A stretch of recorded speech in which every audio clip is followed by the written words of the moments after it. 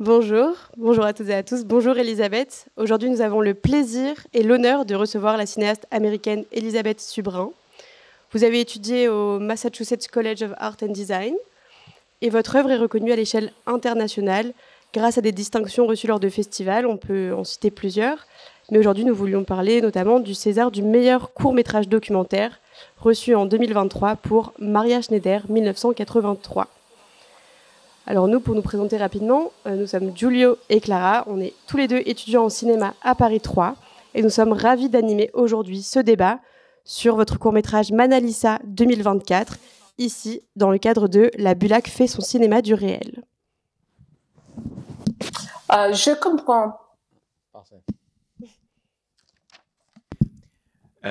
Ces courts-métrages de 10 minutes furent filmés à Beyrouth le 22 septembre 2024 dans un contexte plus que tendu au Liban. Et Manal Issa, c'est une actrice franco-libanaise et avec laquelle vous avez travaillé pour Maria Schneider en 1983. Et avec Manal Issa 2024, votre dernier court-métrage documentaire, vous cherchez à la faire reconsidérer son rôle d'actrice au beau milieu du conflit mondial. Du coup, comment ces scénarios en Moyen-Orient a-t-il influencé la production du film et les conversations entre vous et Manal Issa? I just need to hear the end of that. The question. The end was about how did the situation and the conflict in the Middle East influence the project that you had with Manal Issa? Absolutely. After Maria Schneider in 1983, Manal and I stayed in touch, communicating. She was in Beirut. I was in New York. I'm a Jewish American. Manal is French Lebanese from a Muslim background.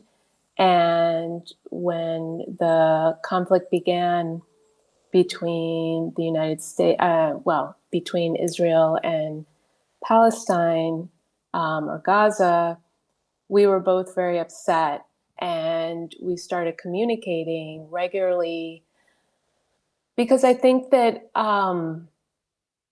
we shared an anti-war perspective, but there was something that felt very good about finding all the ways that we had something in common. I didn't have friends in the Middle East, and we had such a nice connection on the film. Manal's background, her family has been displaced multiple times over the history of her life and her parents' life and back because of conflicts with Lebanon. And so the conversation was really an exploration. Also, Manal has been very vocal on the red carpet in public appearances about her anti-war perspective.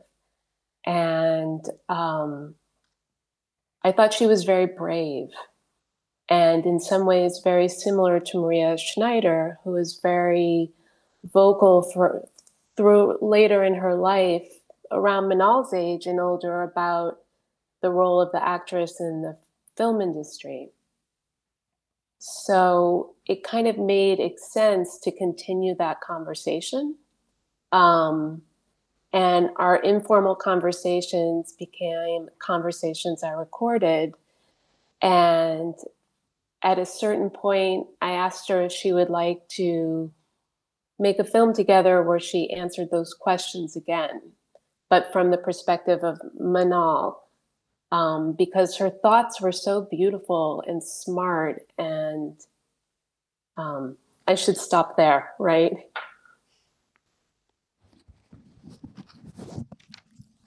Alors oui, effectivement, donc après le film à Schneider 1983, Manal Issa, donc qui était une des actrices du film, et moi on est resté en contact. et elle vit à Beyrouth, moi je vis à New York. Moi je suis une juive américaine, elle est franco-libanaise, sa famille est musulmane, et on a assez rapidement parlé de ce qui se passait entre Israël et la Palestine, la situation à Gaza qu'on trouvait déchirante, et donc on a eu comme ça un contact très régulier. On était tous les deux très pacifistes, et donc on s'est trouvé comme ça un certain nombre de points communs qui avait commencé déjà dès le tournage. On avait établi un lien très fort entre nous. Elle vient d'une famille qui a été très marquée par les différents conflits au Liban qui ont conduit donc sa famille à devoir souvent migrer d'un pays à l'autre. Et donc, au fil de nos discussions, on a abordé des questions de fond, et je trouvais que Manal était très éloquente sur sa vision anti-guerre, que ce soit sur les tapis rouges ou en interview dans la presse. Elle n'hésitait pas à en parler. Et je trouve que c'est une femme qui est très courageuse dans ses prises de position. Et je trouvais qu'elle avait la même perspicacité dans ses prises de parole que Maria Schneider, qui d'ailleurs, au même âge que Manal, tenait déjà des propos qui étaient très avant-gardistes. Et donc, ça m'intéressait comme ça d'interroger, en revenant sur ce qu'elle pouvait dire, sur ce qu'avait pu dire Maria Schneider sur la place des actrices dans le monde du cinéma. Et cette fois, de déplacer un petit peu le curseur et de poser les mêmes questions, donc, qui sont au cœur de mon film Maria Schneider, mais cette fois-ci de ne plus les poser à Maria ou à Manal qui joue Maria, mais de les poser directement à Manal, en tant que Manal. Et donc, j'ai enregistré comme ça nos discussions. Est venue l'idée de faire un film ensemble, et j'ai trouvé ces réponses vraiment très belles et très intelligentes. There was a little bit more of a reason too, which is in Maria Schneider in 1983, there are 3 actresses reenacting, as you know, the performance of Maria Schneider. Manal's job was to do a really perfect frame-by-frame reenactment of the original interview, to the point that some people thought she was the real Maria.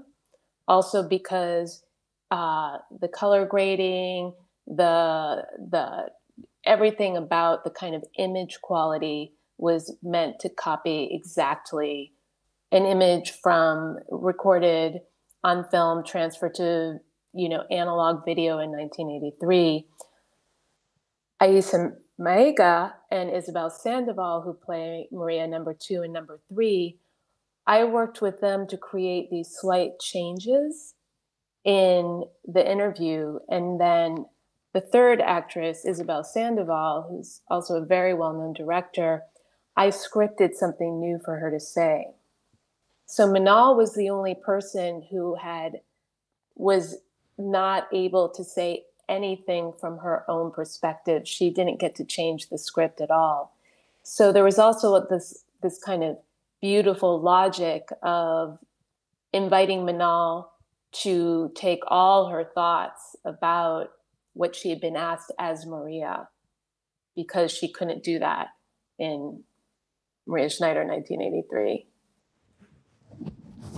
Alors, il y a une autre raison aussi qui nous a conduit à faire ce film, c'est-à-dire que dans le premier film qu'on a fait ensemble, Maria Schneider 83, on a donc 3 actrices qui rejouent donc un entretien de Maria Schneider, et en fait, il y avait un certain nombre de personnes, puisque la performance de Manal Issa était tellement précise, elle rejouait vraiment image par image, geste par geste, l'entretien initial de Maria Schneider, et ben certains spectateurs ont pensé voir la vraie Maria Schneider. Et puis il faut dire aussi que dans le travail sur l'étalonnage, sur la texture de l'image, on avait tourné en pellicule transférée en vidéo, on avait tout fait pour que ce segment du film soit la réplique parfaite de l'entretien d'origine. Là où, pour le coup, Aissa Maega et Isabelle Sandoval, qui jouent les 2 autres versions de Maria, ont de légers changements par rapport à l'entretien d'origine. Et d'ailleurs, même Isabelle Sandoval, qui est à la fois actrice et réalisatrice, joue une version avec plus de variantes. Et donc, pour moi, c'était, disons, la suite logique de faire ce deuxième film avec Manal, puisque cette fois-ci, elle allait pouvoir donc déployer ses propres idées qui allait faire écho à ce que dit Maria Schneider, et donc c'était pour nous la création d'un espace d'exploration assez fantastique. Et alors, par rapport à ce que vous avez dit, quelles différences et similitudes avez-vous remarquées entre les réponses de Maria Schneider et celles de Manal Issa?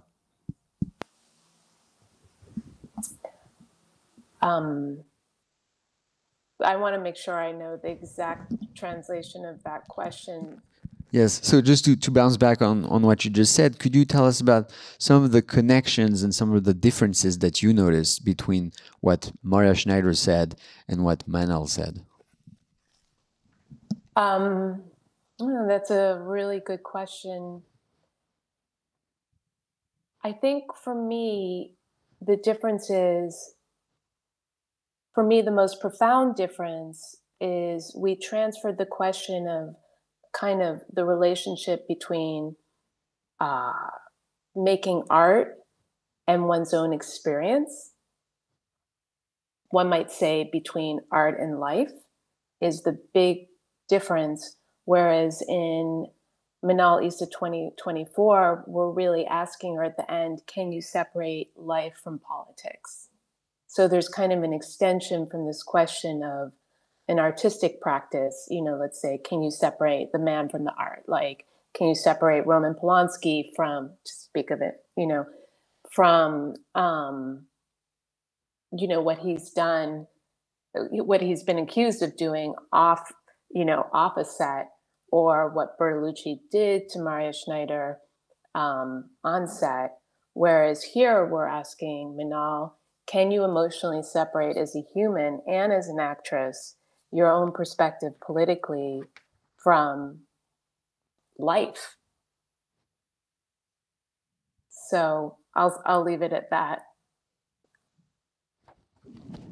Alors c'est une bonne question. À mes yeux, en fait, je dirais que la différence la plus fondamentale entre les deux films, c'est que le premier, donc sur Maya Schneider, il pose vraiment la question de à quel point est-ce qu'on va mêler l'art et l'expérience de vie, c'est-à-dire est-ce qu'on peut distinguer l'un et l'autre, à quel point est-ce que ces deux dimensions sont imbriquées, là où dans Manal Issa 2024, la question est plutôt est-ce qu'on peut séparer la vie de la politique, en fait. Dans le premier film, on se pose vraiment des questions, voilà, de l'ordre de est-ce qu'on peut séparer l'homme de l'artiste, que ce soit quelqu'un comme Polanski, est-ce qu'on peut séparer ses films des accusations envers lui en dehors des tournages, ou Bertolucci et ce qu'il a fait subir à Maria Schneider sur le tournage. Tandis que dans le deuxième film avec Manal Issa, la question est plutôt de savoir est-ce que, en tant qu'être humain, en tant qu'actrice, on peut arriver à se déconnecter de la politique ou pas?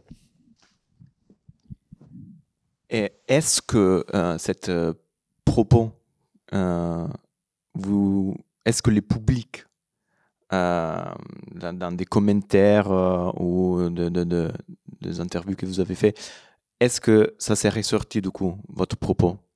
Est-ce que c'est arrivé au public, cette proposition? Pour le deuxième film, pour Manal Issa. When it comes to Manal Issa 2024, do you feel like so far from the feedback you got from the audience or in interviews, do you feel like the audience got that aspect of the film? So far, absolutely. I think this question of can you separate life from politics is a very profound and critical question in the world right now. Us as Americans witnessing our relationship to the conflict is very, very complicated, and it has separated people's relationships, people's perspectives on the world in ways that are really close to shattering in certain contexts over the last 16 months. And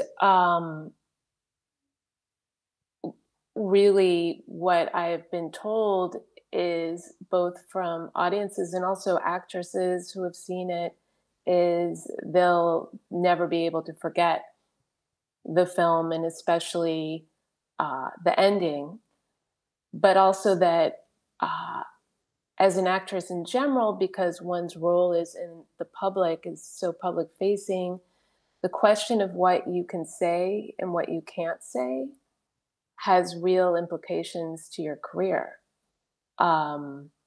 which is another thing that I think Maria struggled with as well. Audiences, I think often the way we address political questions in films is through traditional documentary forms. This film is a conceptual work of art, as well as truly being a documentary in a way. And the tension of her absence is supporting the ideas that she's speaking about, in the sense that she's refusing to be there. Manal has also been censored. She had a big following on Instagram because of her Netflix film, The Swimmers, and also all the films she's made. Because she was so vocal in her positions, Instagram shut down her account. And I think it's really affected her career too. So witnessing her conviction and her courage, which is not something that everyone has, that it's a tough choice that she's making. She has chosen to be poor. She has chosen to be, in effect, punished for her perspectives. And I think that's a very profound position to witness as a viewer, as an audience.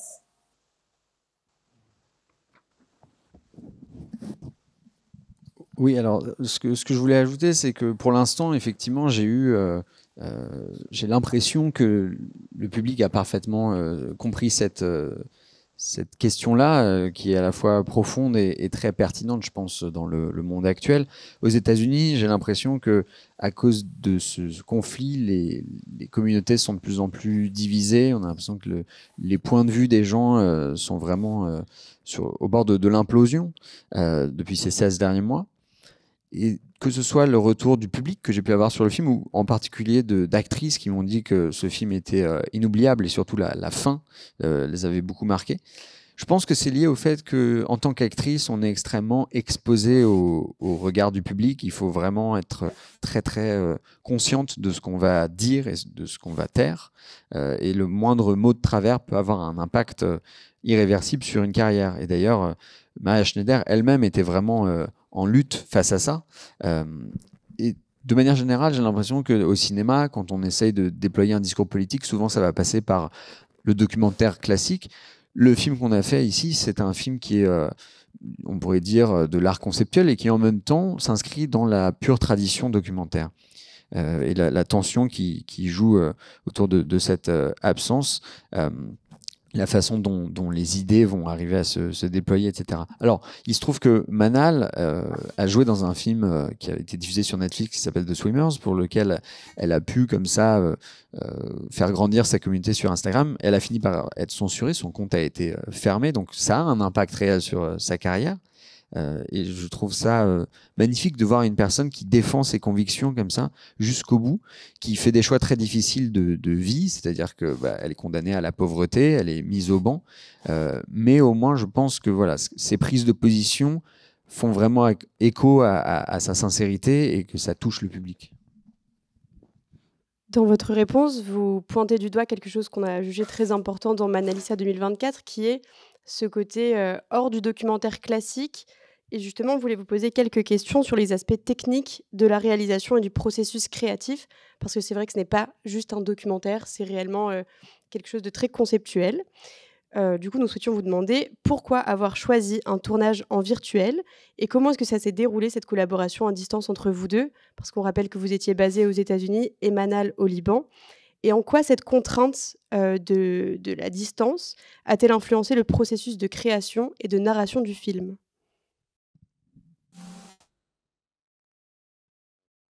Hello. Just to go back about some comment that you just made that seemed very relevant. You said that the film can both be seen as conceptual art and documentary, and we wanted to ask you basically, it seemed that you were in New York when you filmed and Manal was in Lebanon. How did that impact the filmmaking and the design of the film? Yes, well, I mean, it's interesting because the answer is both conceptual and practical as well.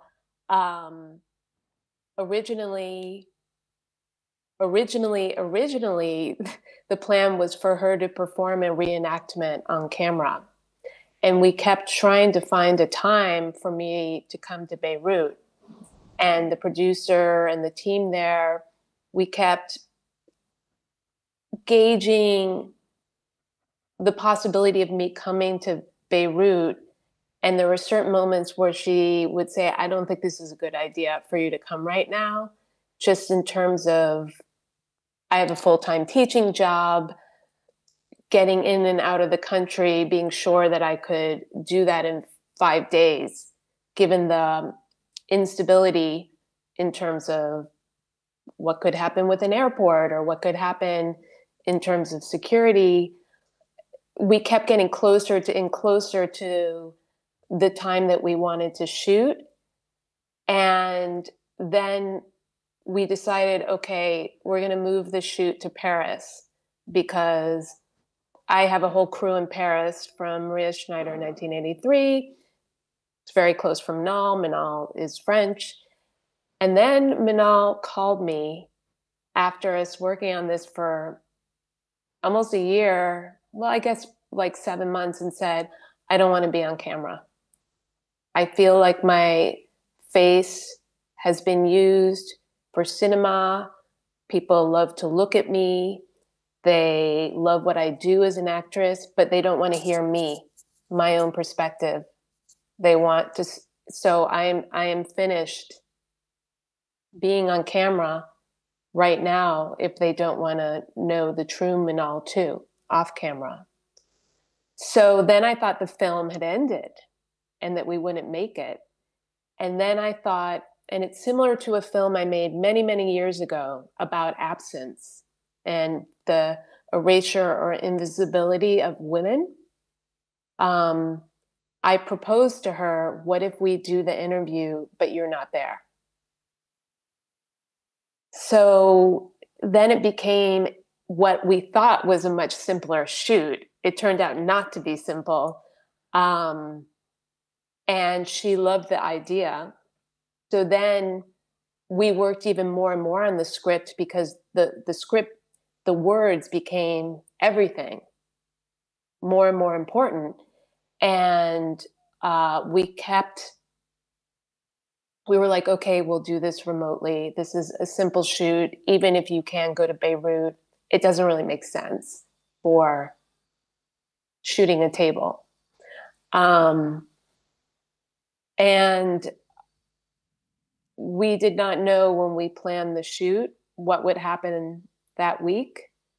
We did not know there would be pager explosions a few days before, or bombing in southern Beirut. So it was terrifying to shoot. I wanted to cancel the shoot because I felt like the crew had more important things to deal with, like the safety of their families or themselves. But they didn't want to end it. So that's how it ended up remotely.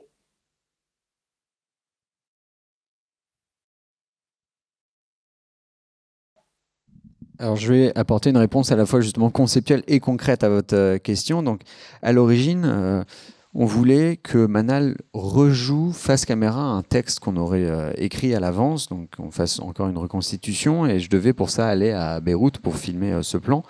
Et puis en fait, je sentais que ce soit de la part de Manal ou de la production qu'il y avait de moins en moins de certitude. Ça allait être assez compliqué même pour moi parce que je suis professeur à temps plein et donc j'aurais eu seulement 5 jours, mais il y a tellement d'instabilité qu'on ne sait pas ce qui peut se passer, que ce soit à l'aéroport ou dans la rue. Il y a tout un tas de dangers possibles, et donc au fur et à mesure que la date approchait, on le sentait de moins en moins, donc on s'est dit qu'on allait le faire à Paris, ce qui aurait été en fait assez simple parce que moi j'ai une équipe qui était celle de Maria Schneider 83, Manal est française et a vécu ici, et puis on a quand même développé ce projet-là pendant 7 mois.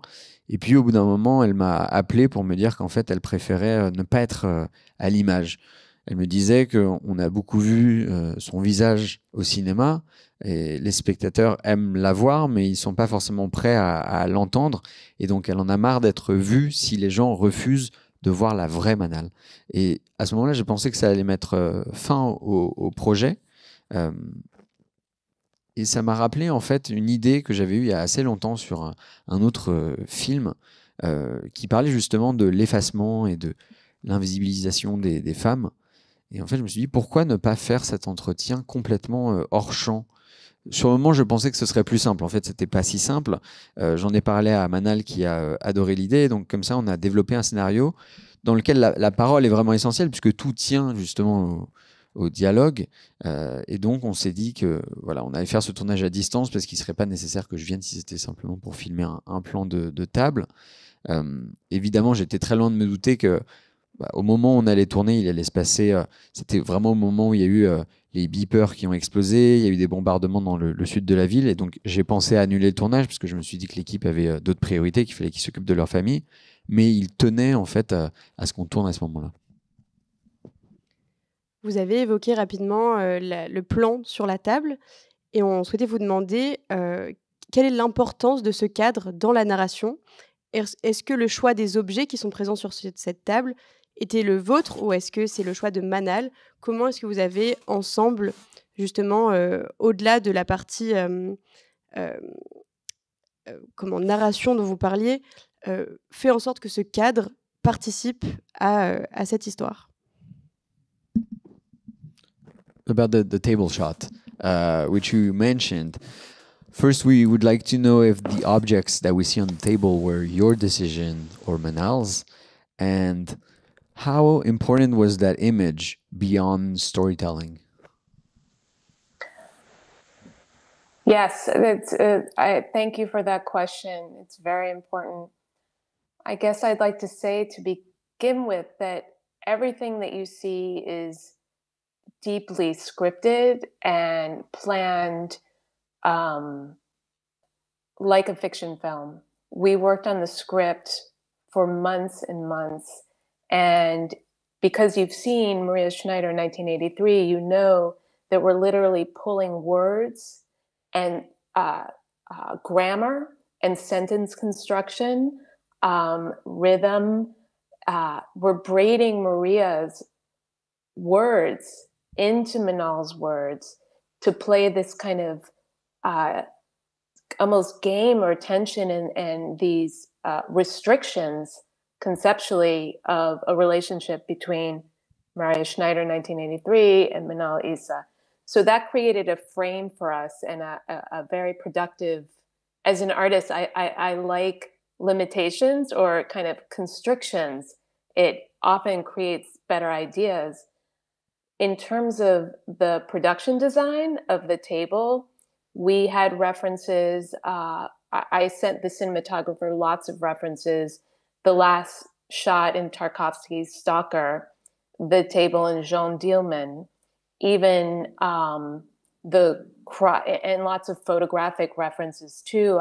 I said to the cinematographer, this is going to make you crazy because you will be shooting a table. And it's pretty simple. And this is a very well-known cinematographer. And he was like, no, this is very hard. Because also I wanted all the patterns, the light patterns on the table are fake. They're lit. He had a remote control so that when the light brightened outside, he would control and shift the patterns on the table. So it was highly scripted. Manal also, I asked her to record herself. We staged in her own kitchen, her sitting there for like an hour, smoking, moving things around the table. So we had those shots planned as well. Even when, and I don't know if you saw it, I would say maybe 1 out of 5 people see that it's Manal crossing the street with a child, her daughter, at the end of the film. And even the way she crosses the street, I had a little map of where I wanted her to go. And I was using as a reference the beginning of Cleo from 5 to 7, when she crosses the busy street, that same angle. So Manal said she would not be on the set, but I knew she would be. And so between each take, she came back into the shot. We were like, watching on monitor, let's move this a little to the left. How long do we want the cigarette? A little more coffee, a little ash on the table. So that is planned as well. I've just said a lot, so I don't know if you want to translate, and then I can talk about the meaning of each thing on the table. Alors, en fait, un point assez important, c'est que tout ce que vous voyez à l'écran donc, a été écrit au préalable, vraiment comme un film de fiction. C'est un scénario qu'on a passé d'ailleurs de longs mois à élaborer. Il se trouve qu'en fait, depuis Maya Schneider 83, on avait comme ça travaillé vraiment de manière très méticuleuse sur les mots, sur la syntaxe, sur le rythme. On avait créé vraiment tout un enchevêtrement entre les mots de Maya Schneider et les mots de Manal. Il y avait quelque chose de très ludique comme ça. En tant qu'artiste, je me nourris vraiment des contraintes. J'ai l'impression que c'est ce qui améliore le plus mes idées. Donc ici, pour ce qui est de la table, par exemple, j'avais envoyé un certain nombre de références à mon chef opérateur. On avait parlé notamment de certains plans de Stoker, de Tarkovsky. Pour la table, il y avait aussi la référence de Jeanne Dillman. Je lui ai envoyé un certain nombre de photographies. Et je me suis dit, tu vas trouver ça complètement dingue comme projet parce que toi, tu es un chef opérateur qui est très expérimenté. Pour toi, ça va paraître d'une simplicité absolue de filmer une table. Et en fait, il faut savoir que tout ce qu'on voit dans le jeu, sur les faisceaux de lumière, tout est faux, en fait, tout est artificiel. Il contrôlait avec une télécommande, en fait, tous les éclairages, le changement, le moindre basculement de lumière, tout était vraiment prévu. Et puis, on a aussi passé 1 heure à filmer Manal dans sa cuisine en train de fumer, de farfouiller autour de la pièce. Elle apparaît aussi à la fin du film. Je crois qu'il y a à peu près 1 personne sur 5 qui s'aperçoivent que la personne qui traverse avec un enfant, en fait, c'est elle et sa fille. Pour moi, c'était une référence au début de Cléo de 5 à 7 quand on la voit traverser le boulevard Montparnasse. Et donc, il y avait pour moi quelque chose d'important dans le fait qu'elle soit sur le plateau, même si on la voit pas. Et d'ailleurs, entre les prises, elle venait à la caméra, et je la voyais sur mon moniteur et on parlait, et on se posait des questions sur le moindre détail. Est-ce qu'il faudrait rajouter plus de café dans la tasse? Est-ce qu'il faut rajouter des cendres sur la table? Donc comme ça, tous les détails faisaient l'objet d'un certain nombre de discussions. Yeah, I can show you actually here. I mean, here's one of the rehearsals. You can see that we were just practicing in like a long distance way. Yeah, it was kind of wild because I have written screenplays, I've made narrative films, I've made a feature film, and when I was working with Manal, I realized, I'm going back to real screenwriting. Like this is, and in a way it was wonderful to have the parameters. What we did in our many, many months, I have like 70 hours of recordings, is what were you the most moved by? Maria Schneider says, I was more moved, by, what's her name? Oh, I'm blocking on her name, the actress. Anna Magnani than Brando. Manal is saying, I was more moved by the real. So each time we were answering the same questions. And the difference, though, is that the reason that Maria Schneider's answers are very interesting, particularly, is because of time. That what she's saying in 1983 has a different resonance in 2023 or 2022. But anything that Manal said had to be deep and resonant right now. That isn't something she could improvise. So one of the screenwriting challenges is, how do we take a lot of deep and profound things that she says and make them sound kind of casual? And also, how do we take all the kind of elegant ideas she has and condense them to less than 9 minutes? So it was a beautiful screenwriting challenge that was very difficult. But I think part of the power of the film that audiences don't really realize is how scripted it is and how rehearsed it is, because she's so lyrical. She's such a good actress that it's almost like poetry, and her voice delivers a whole performance to the point that it almost feels like you can see her.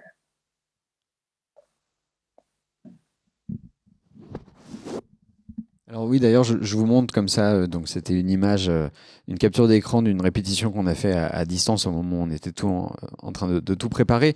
Et d'ailleurs, on se faisait la réflexion que on était vraiment c'était assez dingue en fait, à quel point tout était minutieux. J'ai écrit et réalisé un long métrage de fiction, et au fur et à mesure de notre écriture avec Manal, j'avais l'impression de revenir à vraiment une dramaturgie très établie.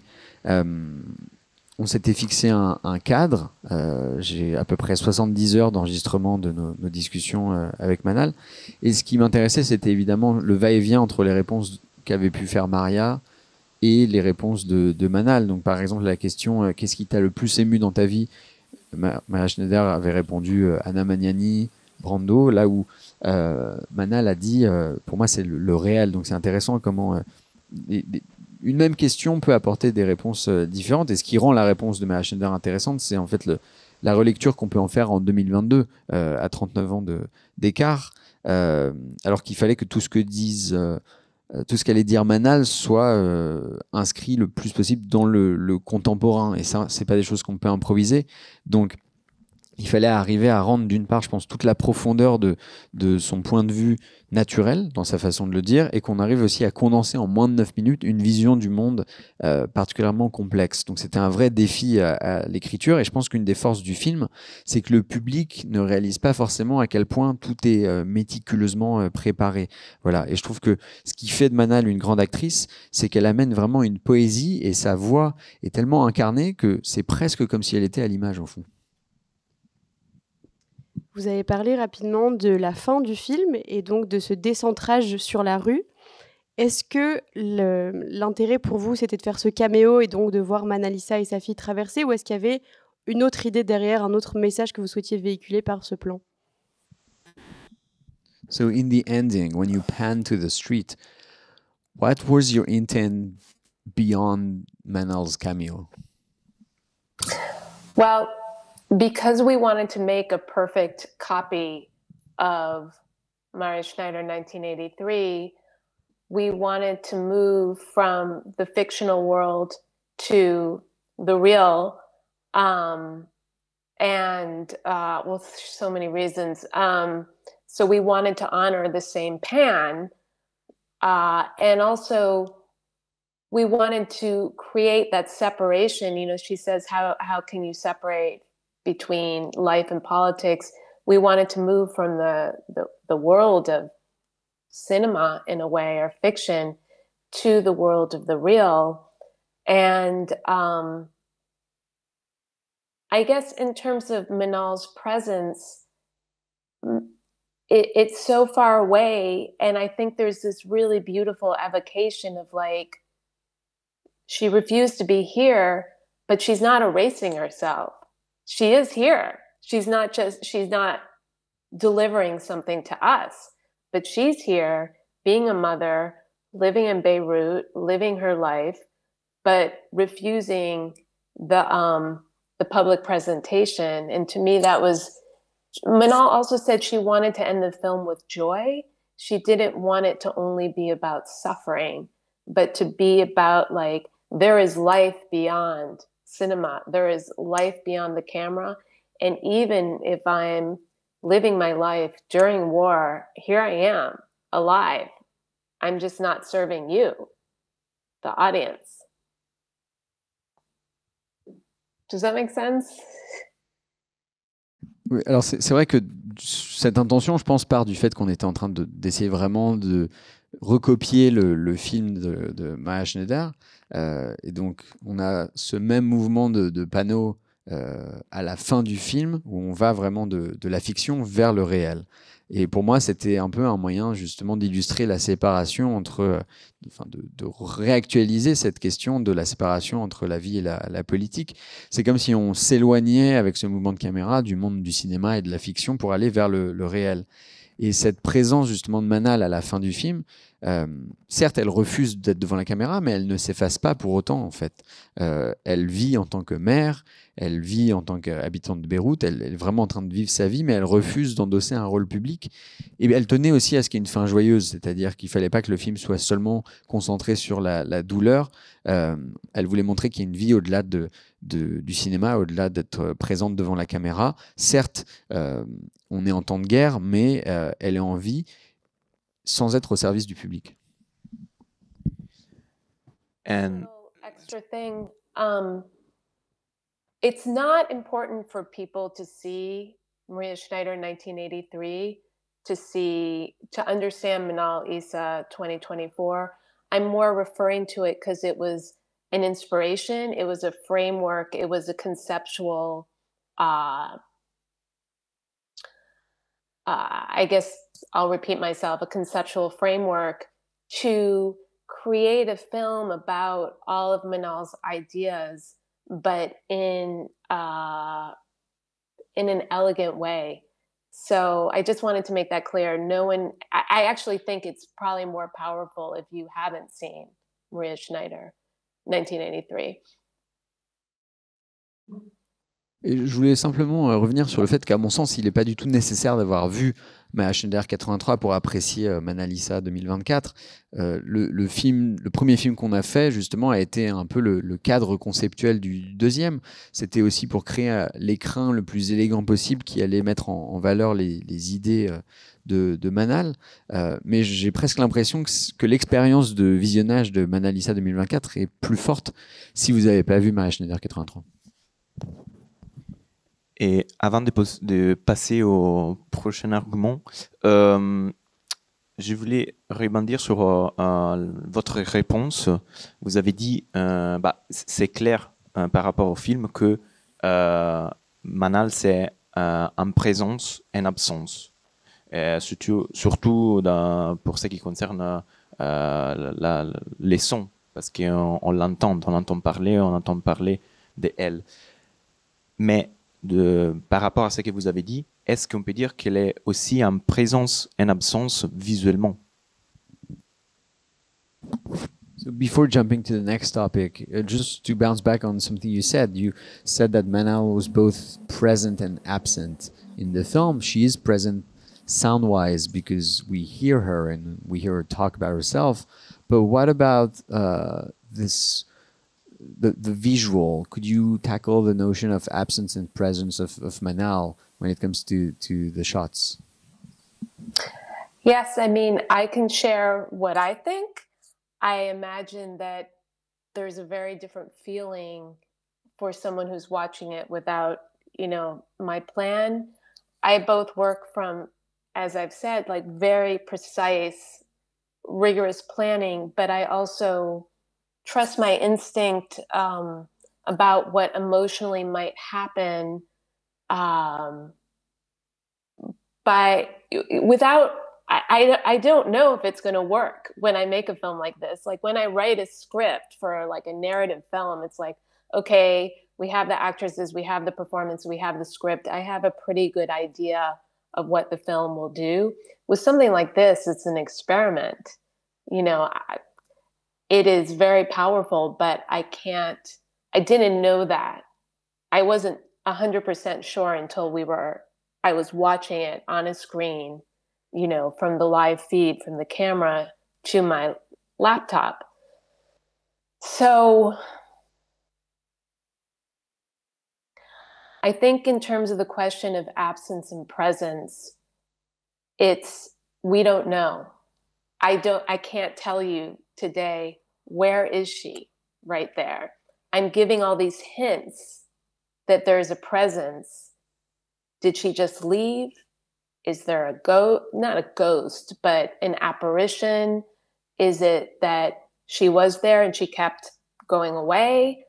I think the feeling it gives is of kind of Manal is nowhere and everywhere.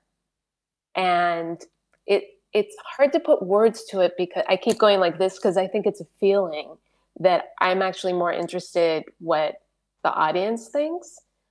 I'm very, very interested in biography. Almost every single film I've made for the last 25 years or something, has been looking in a conceptual way at a real subject and asking, where are they? And also arguing that kind of traditional modes of documentary or biographical form are unsuccessful at truly portraying a human being in all their dimensions. So in a way, this is just one more exploration of how do I, in cinema, convey the depth and complexity of a human being. Same with Maria Schneider in 1983. It was an idea, it was a concept I had to trust.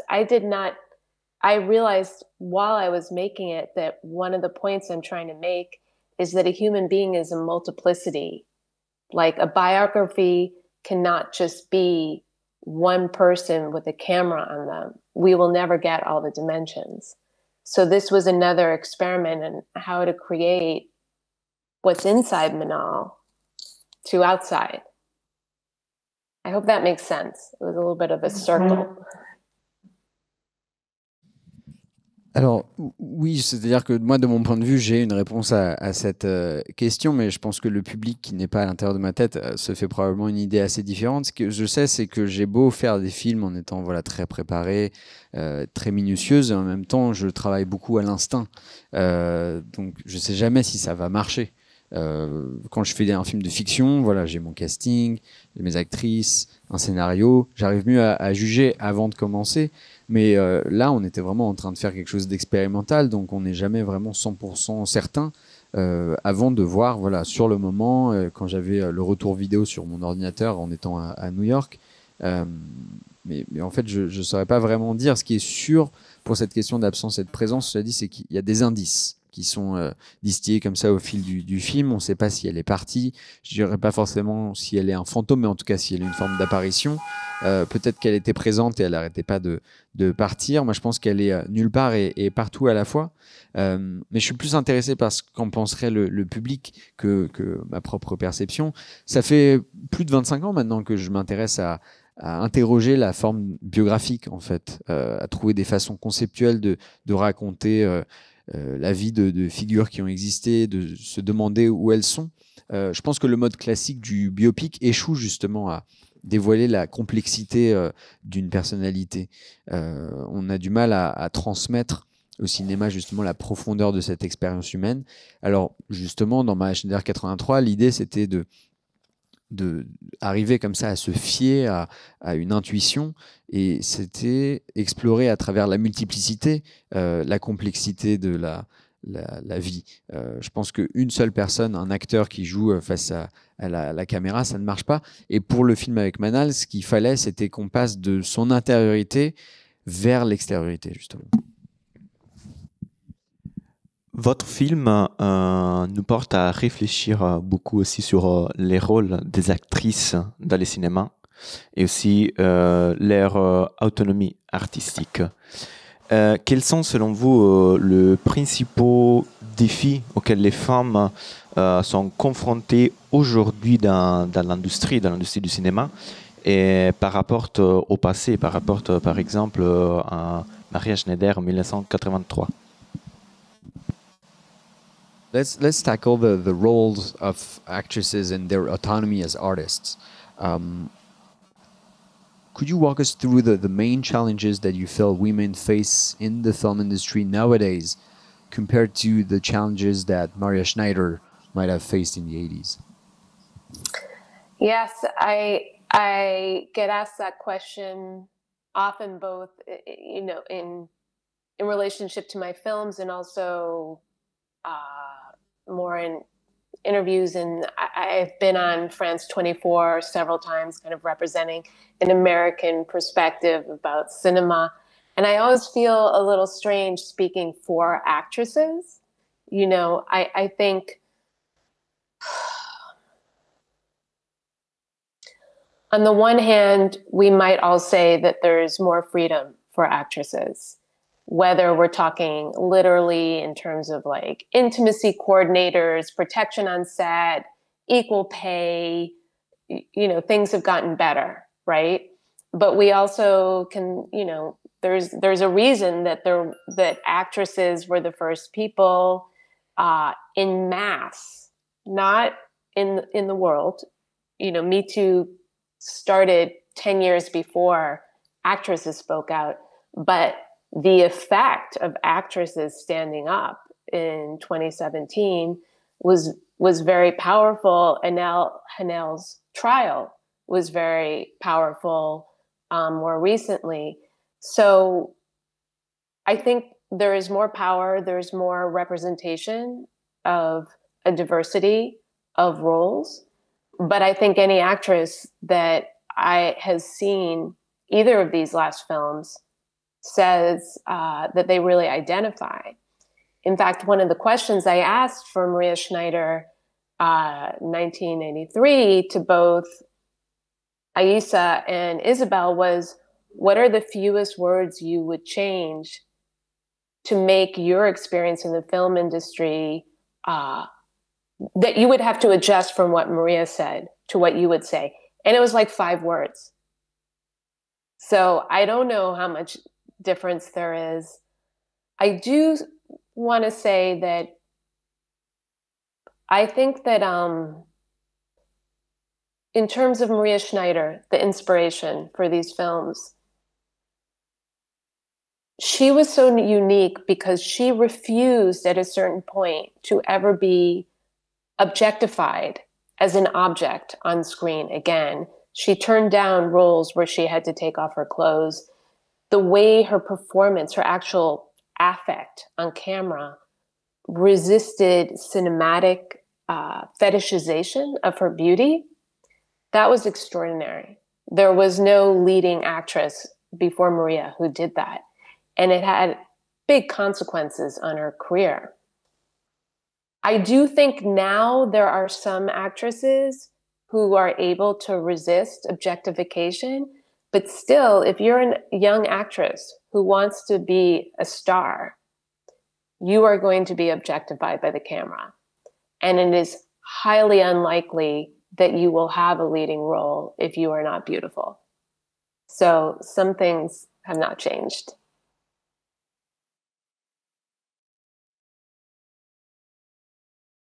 Alors c'est vrai qu'on me demande souvent, que ce soit en rapport avec mes films ou même de manière générale au sujet dont je m'intéresse, justement ce que je pense de l'évolution sur justement la place des actrices dans l'industrie du cinéma. Je suis allé plusieurs fois sur le plateau de France 24 apporter comme ça un point de vue américain sur cette question, mais c'est toujours un petit peu étrange pour moi de parler au nom des actrices. Ce qui est sûr, c'est qu'aujourd'hui elles ont plus de liberté, que ce soit par la présence de coordinateurs d'intimité sur les plateaux, un plus grand effort vers l'égalité salariale.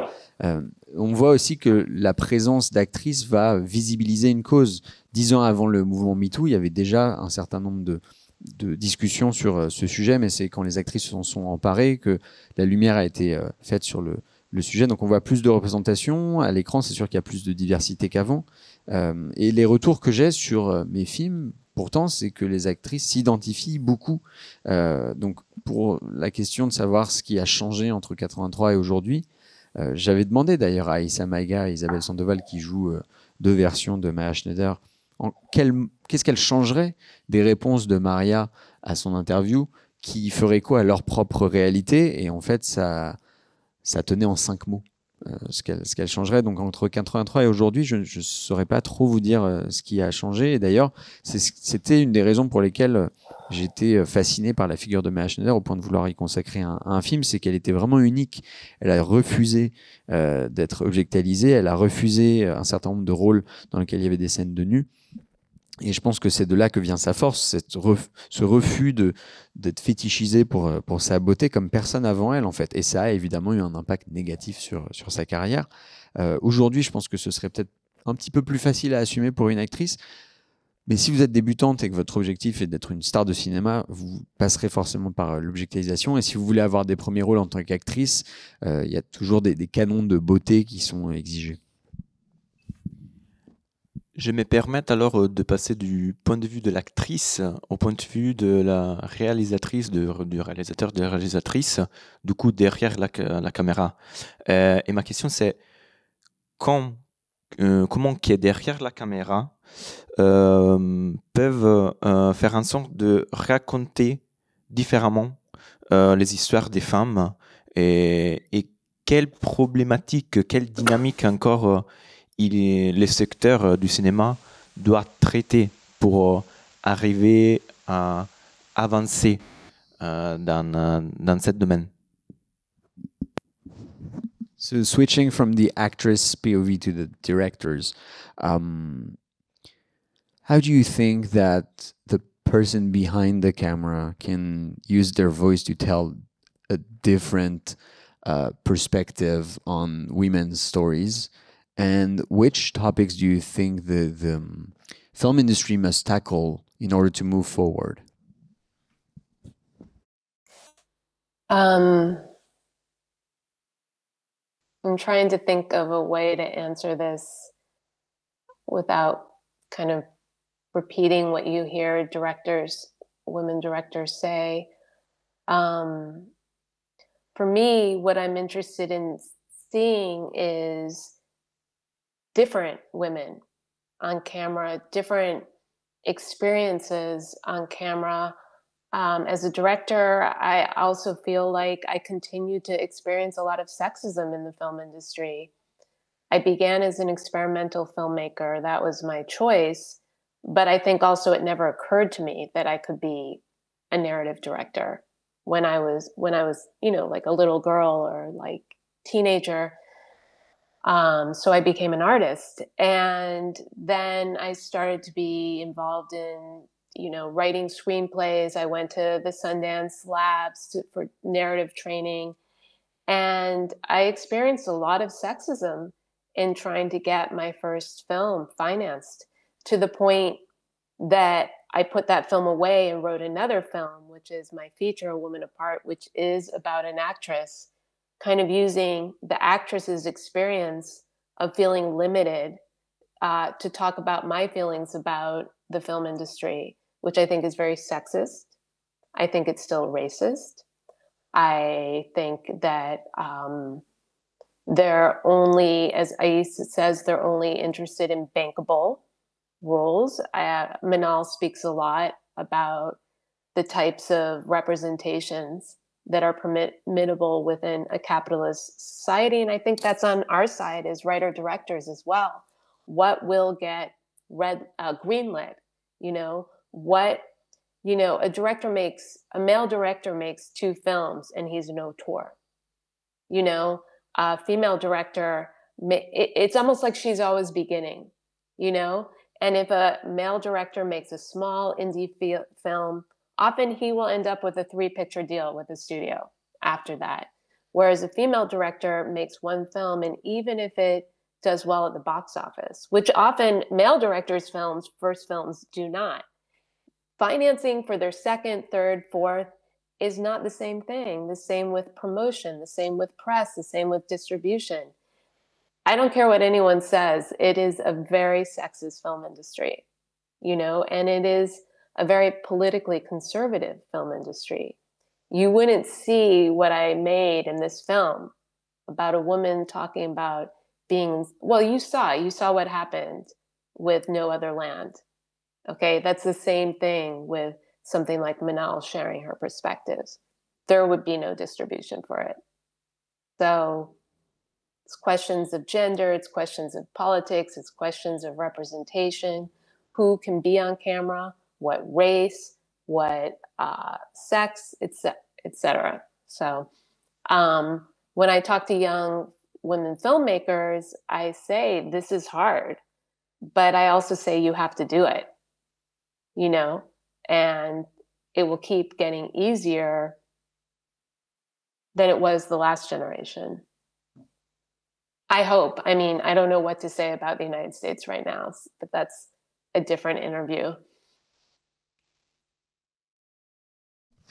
Oh, I'm sorry. I talked for so long. Sorry about that. No worries. Ce qui m'intéresse dans mes films, c'est de mettre en avant des femmes qu'on voit peu, de représenter des expériences de vie qu'on voit peu. Ce qui est sûr, c'est que le monde du cinéma, on y voit encore beaucoup de sexisme. J'ai d'emblée fait des films expérimentaux par choix, mais aussi parce qu'en tant que jeune fille, en tant qu'adolescente, je m'interdisais d'aller vers la fiction. Donc j'ai dû devenir artiste plutôt que réalisatrice au sens traditionnel. Et même quand j'ai développé des scénarios de fiction, que ce soit dans l'atelier de Sundance ou quand j'ai essayé de chercher des financements, j'ai à nouveau dû faire face à un certain sexisme du milieu. Et donc j'ai dû mettre ce film à la poubelle pour me consacrer à d'autres projets. Et dans le premier film de fiction que j'ai fini par réaliser, mon long métrage, Women of Art, j'ai utilisé l'expérience d'une actrice à l'écran pour justement montrer à quel point c'est une industrie qui est pleine de travers, dans laquelle il y a beaucoup de sexisme, du racisme aussi. C'est une industrie qui ne s'intéresse qu'au profit. Et d'ailleurs, Manal en parle. On ne peut montrer à l'écran que ce qui peut être accepté dans un monde capitaliste. Donc la question, c'est au fond, qu'est-ce qu'on veut? Comment est-ce qu'on va définir cette industrie? Est-ce qu'on veut faire partie de cette industrie-là? Ce qui est sûr, c'est que je vois des réalisateurs, des hommes qui vont faire 2 petits films et tout de suite un studio va leur proposer un contrat de 3 blockbusters, là où une réalisatrice, elle aura toujours beaucoup plus de mal, même si ces films rencontrent plus de succès que ses concurrents masculins. Donc je vois d'ailleurs qu'il y a un certain nombre de réalisateurs masculins qui se plantent et le regard de l'industrie est beaucoup moins dur envers eux que les réalisatrices.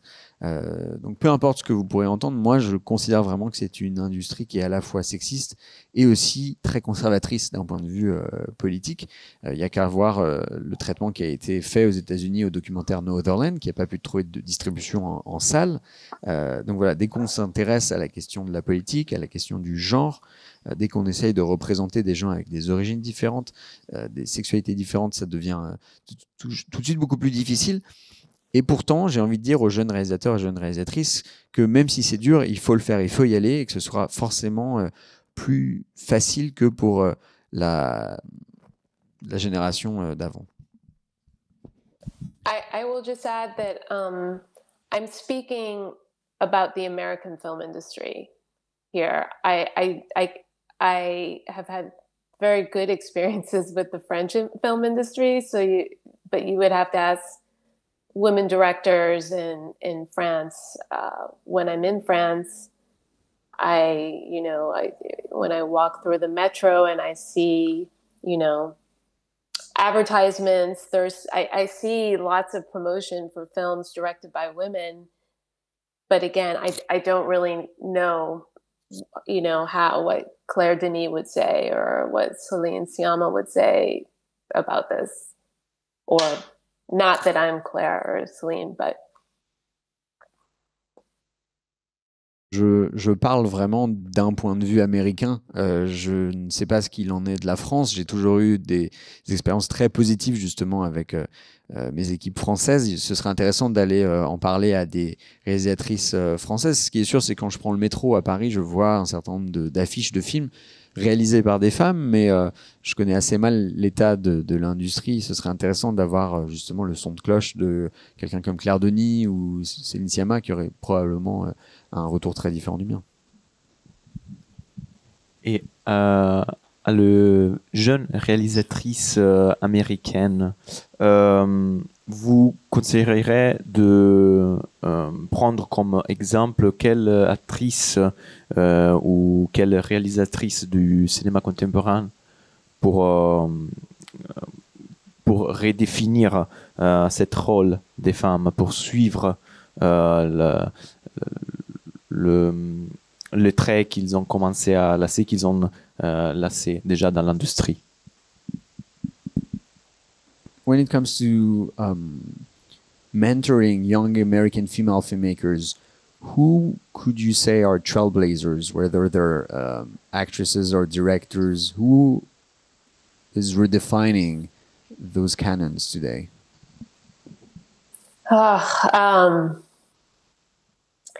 That's a question kind of like, what's your favorite film, that I always find so challenging to answer off the top of my head. And I have to be really honest and say that right now I'm so overwhelmed by what's going on in the United States, hour by hour, that it's hard to turn my head to think about what young women directors excite me. There are many. I don't think I don't think I can answer that right now. I could email you, but I would have to think about it. J'ai l'impression que c'est un petit peu comme quand on me demande mon film préféré, c'est tellement dur à la volée de trouver une réponse pertinente. Et pour être honnête avec vous, en ce moment, je suis un petit peu dépassé par la situation politique de mon pays. Il y a plein de jeunes réalisatrices qui sont extrêmement stimulantes, c'est pas forcément la question, mais j'ai pas vraiment eu la tête à ça, donc je vais vous écrire un email avec une liste de noms. I mean, the one that comes to mind the most is not American. It's Charlotte Wells' After Sun is one of the films I think is, yeah, I mean, in my mind right now, I'm thinking of European and international directors from, maybe it'll come to me. Alors là me vient à l'esprit le nom de Charlotte Wells, donc qui a réalisé After Sun, donc qui pour le coup est écossaise. Donc c'est intéressant parce qu'on parle de cinéma américain, et tout de suite je pense plutôt à l'Europe et au monde. Mais c'est pas un problème, on va attendre l'email. Voilà. No worries, we'll just wait for your email then. Vous l'avez dit, Manal Issa, c'est une actrice libanaise et elle a souvent joué des rôles de femmes complexes et indépendantes. Dans une interview récente, vous avez également décrit Manal comme une activiste. Dans quel est le sens de choisir une protagoniste du Moyen-Orient pour un film qui réfléchit sur les dynamiques de genre dans le cinéma et la société? So Manal is known for complex roles, and she's very vocal as an activist. She's from Lebanon. How do you think hiring an actress from the Middle East to tackle questions like the genre, gender, define the project of the film? Okay, before I answer that, I'm going to share one director I just remembered, American, who really blew my mind. She's a young filmmaker named Jasmine Jones, who made a film called Seeking Mavis Beacon, which is a hybrid documentary fiction using genres of the investigative reporter to find a forgotten model who played an educator on early computer systems, teaching you, I think, how to type. And it's a brilliant film. It came out in 2024. She's very young, speaking from an African-American, queer, female lens. And was it A24 or Neon picked it up? And I'm looking to see. I can't wait to see what she does next.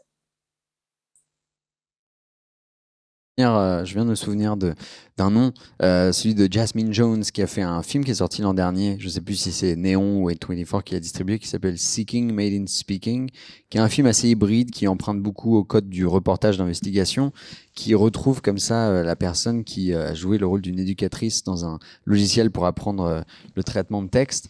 C'est une réalisatrice afro-américaine queer, et j'ai vraiment hâte de voir ce qu'elle nous prépare pour la suite. It's Seeking, like seeking, and then the name Mavis Beacon. Seeking Mavis Beacon, c'est le titre. Merci. Sorry, can you ask the last question again that I'll answer for you? The question was about hiring Manal, who's from the Middle East and an activist. How did the fact that she comes from this region of the world define the project of the film, which is tackling core issues like gender? I mean, I for my previous film, I wanted to hire all actresses who had a political voice about the film industry. So it emerged out of my relationship with her. I make films about people who inspire me. I also, how do I say this? Manal speaks English for a reason. I mean, she could have spoken in Arabic or French. And I wanted her voice to reach an American audience. So while I don't see me as doing Manal a favor by presenting her voice, I do feel like it is way more important right now for us to hear perspectives that are not American, and especially from a part of the world that official policy there's serious conflict, and so bringing voices from the Middle East to share in this conversation about acting feels critical. And also Manal's perspective is so interesting because she's worked between Europe and, her home country, and she's a French citizen, a Lebanese citizen. It's just, it's a global perspective as well. Alors, c'est vrai que dans tous mes films, je me suis intéressé à des films engagés, des figures, je veux dire, engagées, des gens qui m'inspirent. Et dans Maria Schneider 83, je voulais trouver justement 3 actrices qui, elles-mêmes, avaient pris position sur le monde du cinéma. Et donc, ce dialogue s'est initié à ce moment-là avec Manal. La raison pour laquelle elle parle anglais dans le film et pas arabe ou français, c'était parce que je tenais à ce que le public américain entende ce qu'elle avait à dire. Je fais pas du tout un film pour rendre service à Manal, dans lequel je vais propager sa parole, mais par contre pour moi il était essentiel que le public américain entende les idées de quelqu'un qui ne viendrait pas de leur pays, et surtout qui viennent d'une région du monde qui est particulièrement en conflit en ce moment, le Moyen-Orient. Et donc pour moi c'était quelque chose de crucial, et Manal était vraiment la personne parfaite pour ça, parce que elle a fait des films en Europe, elle habite maintenant au Liban, elle a le passeport français, le passeport libanais, et je pense que c'est vraiment une citoyenne du monde. Justement, on en parlait, les femmes du Moyen-Orient sont souvent représentées par des stéréotypes de victimes ou de rebelles, et Manal le dit elle-même dans le film. Arab characters exist in relation to a crisis. Donc, pour notre public français, les personnages arabes n'existent qu'en relation à une crise ou à un conflit. Comment avez-vous travaillé pour éviter justement ces simplifications et offrir un portrait un peu plus nuancé de l'expérience féminine dans la région ?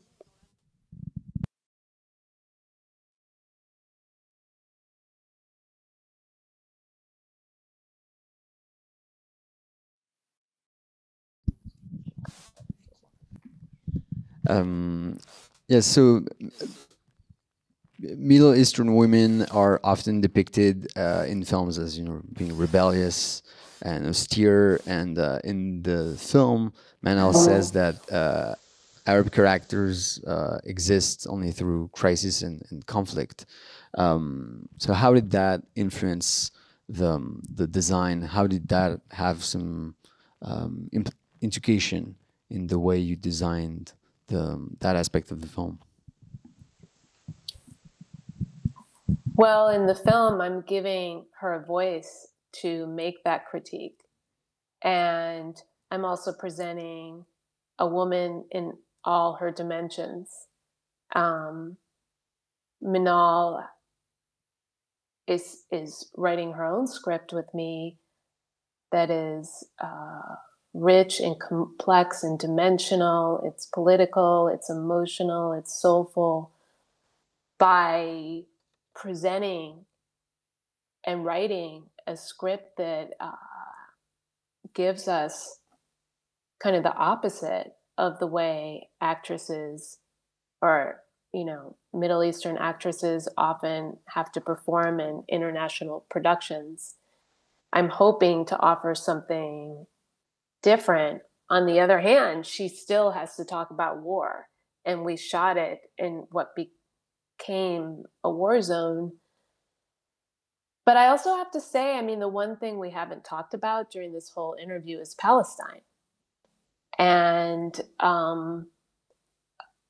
for me, the most important thing about the film is her urgency to speak about that and her courage to speak about that. And there are a lot of people in the US that when I said I was thinking about making this film, thought that it was a risky thing for me to do as well. So I'm inspired by Manal. I think she has more courage than me. You know, I just thought that was something important to say because that really is the topic of the film. One of the main topics besides representation is what we're living through right now, what we're witnessing, what, as you know, the West's complicity in it is devastating. And as an American, I feel particularly a responsibility to not pretend it's not going on, you know, and this is a way that I could be an artist, but take on something that I'm not seeing a lot of people working on. And I'm also witnessing what's happening to those films when they come out. So the premiere of the film was at the Museum of Modern Art at Doc Fortnight. And now it's here at Cinéma du Rail. And I'm very grateful for the response and the support that I've gotten in presenting this film. Alors, oui, déjà, je tiens à donner la parole à Manal, justement, pour qu'elle puisse faire entendre cette critique de la représentation du monde arabe et des personnages arabes. Le fait qu'on ait écrit aussi le scénario ensemble, qui est un projet vraiment très complexe, très riche, qui est dense, qui est rempli d'émotions. Justement, on tenait à faire quelque chose qui est tout le contraire de la représentation habituelle du Moyen-Orient, de montrer autre chose. Et en même temps, le film parle incidemment de la guerre, puisqu'on filme dans une zone de guerre. Et puis, je tenais à dire aussi qu'on n'a pas encore mentionné dans cet entretien la question de la Palestine, mais Manal avait vraiment un désir brûlant de parler de ce sujet, et j'ai vraiment admiré son courage à en parler. Et quand on préparait le film, il y avait des gens de mon entourage qui me disaient que c'était même risqué de ma part de faire un film qui aborderait ces questions. Et c'est pour ça que Manal m'inspire, c'est qu'elle a tellement plus de courage que moi, elle se pose pas du tout la question. Et c'est pour ça que je pense que c'est un sujet qui est particulièrement important. Et en tant qu'américaine, pour moi, c'est très compliqué de voir la complicité de manière générale du monde occidental, mais en ce moment de mon pays, je peux pas faire l'autruche par rapport à ce qui se passe. Et donc voilà, pour moi, en tant qu'artiste, c'est important de me confronter à ces sujets-là qu'on voit peu. Voilà, et je suis témoin d'ailleurs du sort qui est réservé à un certain nombre de films qui sont invisibilisés. Donc je suis assez heureuse que ce film-ci ait pu être présenté d'abord au festival de la quinzaine du documentaire au MoMA à New York, maintenant au cinéma du réel. Voilà, je suis très reconnaissante que ce film ait autant d'écho. Vous avez parlé de la Palestine, vous avez parlé du courage de Manal. Et du coup, ça me vient de penser que le film que vous avez réalisé avec elle, c'est aussi un moyen pour mettre en scène les rôles aussi des femmes dans les guerres, comme par exemple dans la guerre d'Algérie, Assia Djebar décrit les rôles d'une femme, Zulika dans La femme sans sépulture.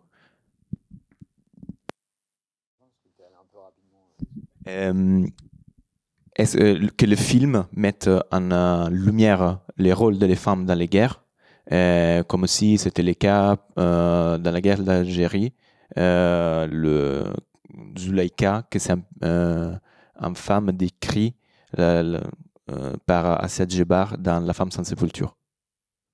C'est un livre, La femme sans sépulture. Talking about this question of Palestine, Manal comes across as very brave in the film. Was the project a mean to showcase the role of women in war zones?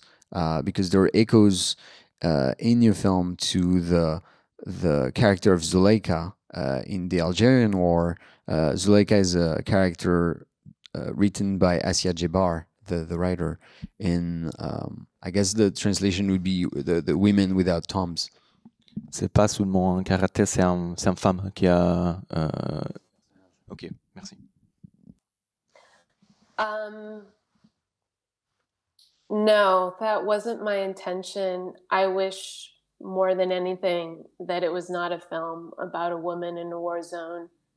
I wish it was just a film about Manal's perspective about war and about Palestine. It breaks my heart that it's a film about a woman in war. And when we started the film, it was her as a witness to what was happening in Palestine. When we made the film, it was a woman, a mile away from places that were being bombed. Her elementary school was bombed. Her safety was, it's terrifying. So no, I did not want to make a film about a woman at war. I wanted to make a film about Manal's. I wish, she had to live at, a friend's house in Beirut in a kind of safe zone for months and months and months with her. It is not a good situation. So, yeah, I wish it wasn't about that. J'aurais aimé que le film ne soit pas justement sur une figure féminine dans une zone de guerre. C'était pas du tout initialement notre volonté. C'était plutôt de faire un témoignage sur sa vision du conflit en Palestine. Et ça me brise le cœur que le conflit comme ça, au fur et à mesure du développement du film, se soit déplacé. Et en fin de compte, il y avait des bombardements à quelques centaines de mètres de là où vit Manal. Son école primaire a été bombardée. C'est vraiment terrifiant. Donc non, le désir initial, c'était vraiment de faire un film sur elle. Mais elle vit quand même une vie particulièrement difficile à cause de ce conflit. Elle a dû pendant des mois vivre chez une amie qui vivait dans un autre quartier de Beyrouth en zone plus sûre. Donc oui, c'est une situation vraiment terrifiante. Pour clôturer ce débat, nous souhaitions vous proposer une réflexion un peu plus générale sur le rôle du cinéma dans la société. On entend dans le film Manal dire « Cinema has to be meaningful and useful », ce qui signifie le cinéma doit avoir un sens et être utile. Qu'est-ce que vous pensez de cette citation? Est-ce qu'elle résonne en vous particulièrement? So as a conclusion and maybe a way to broaden up the discussion on the role of film in our world, Manal says in the film that cinema must be meaningful and useful. Do you share her perspective? Well, first, I just want to say thank you you have asked really wonderful questions. And to answer that question, yes, I think for everyone, the idea of what meaningful is and useful is different. I love films that touch my heart, that in ways that are not political, right? I honestly don't think that film changes the world. I think that film can open our heart, can introduce us to different worlds, can make us think, can impact our perspective. But I think it's arrogance when people talk about it changing the world. So in terms of useful, I want to make films that mean something, that show a world from a different perspective. I as opposed to just kind of the algorithm, But I would be lying if I didn't say that there are times when I want to watch,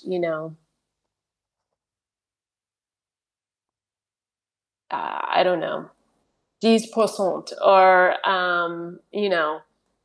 something to relax. Like, so I think it serves that purpose too. But when I'm watching that, I don't want to see a lot of sexism. I don't want to see racism. I don't want to, I think there are ways to have entertainment that is not a Xerox copy of 800 films that are already on Netflix. I don't come home late at night and want to watch, a great auteur.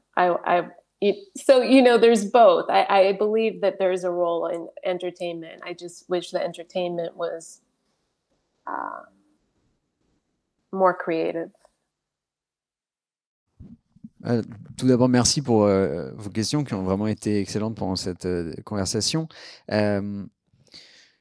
Je pense que le cinéma... Alors, je suis d'accord sur le fait qu'il faut que les films soient importants et utiles. C'est une question assez difficile parce que les films qui me plaisent le plus, ce sont les films qui me vont droit au cœur, sans forcément qu'il y ait une dimension politique.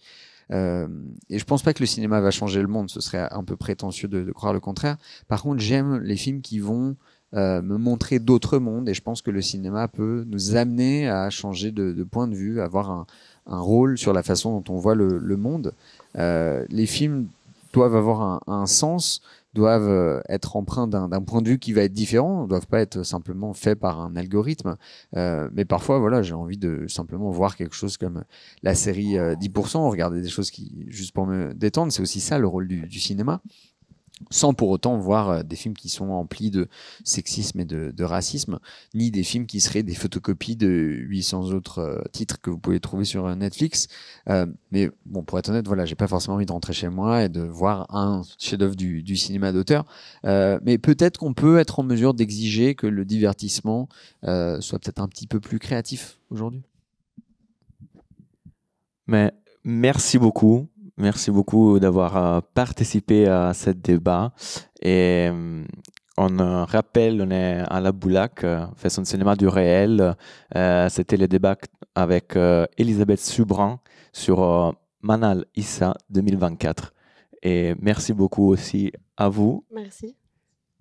Et bonne journée, à la prochaine. Merci, je comprends. Thank you, and I wish you the best with your cinema studies, with your future, with your writing, or whatever you plan to do. I don't know if you're going to be at the festival. I'll be there all week. So I hope that we cross paths as well. See you soon. See you soon at the festival. Okay.